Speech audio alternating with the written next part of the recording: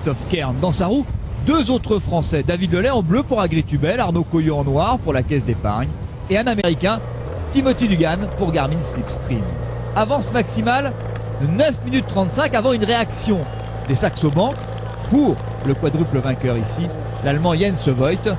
Accélération aussi des équipes de sprinters, stratégie oblige. David Delay est un temps au-dessus. Dès que la route s'élève ici, Signy-l'Abbaye. Ce n'est pas le cas de Timothy Dugan à bloc, mais ça ne suffit pas. En tout cas, pas là.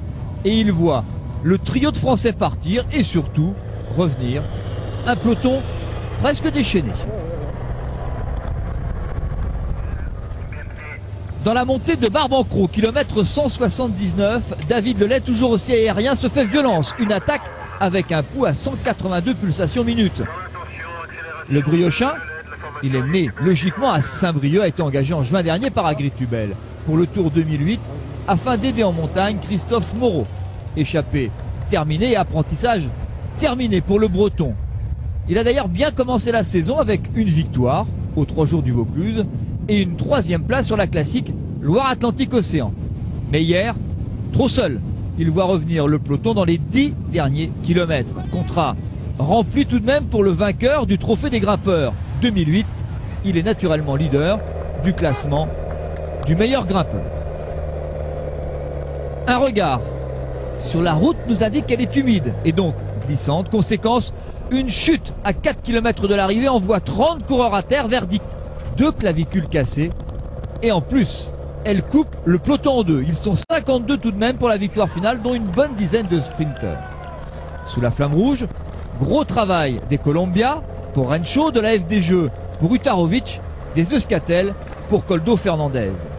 Mais la surprise vient à gauche de la route. Vous découvrez un maillot tout blanc. Normal, il est tout nouveau, c'est celui de l'équipe Besson Sojasun, basée près de Rennes et invité ici par ASO, les organisateurs. Dans un effort prodigieux, Jimmy Engoulevent ouvre la porte à son pote Jimmy Casper, qui lui s'est tuyauté le matin auprès du local Jean-Patrick Nazon, vainqueur ici en 2002 et 2004. Il lui a dit que le cours Aristide Briand est en fait un faux plat.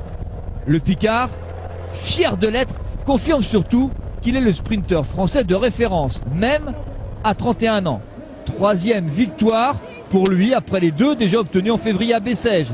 C'est sûrement la plus belle pour cette belle petite équipe créée en début de saison par l'ancien champion de France Stéphane Hulot.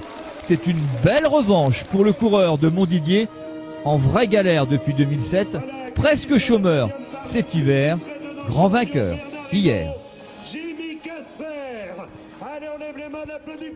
2 Français sur le podium de cette étape. Cyril Lemoine confirme avec sa 3e place sa pointe de vitesse en évidence déjà sur Paris-Nice. Avec les bonifications, le général est dominé par 2 Picards, un de Montdidier, un de Beauvais. Un joli clin d'œil au moment où cette région est, paraît-il, menacée de disparaître. Mais c'est une autre histoire. Fin de l'acte 1. Acte 2 ce matin, après une nuit un petit peu plus courte. Vous avez, j'imagine, si vous êtes avec nous, vous êtes à l'heure. C'est donc que vous avez avancé votre montre d'1 heure. La nuit est courte, l'étape aussi. 98 km 500. L'acte 2 avec une arrivée en côte.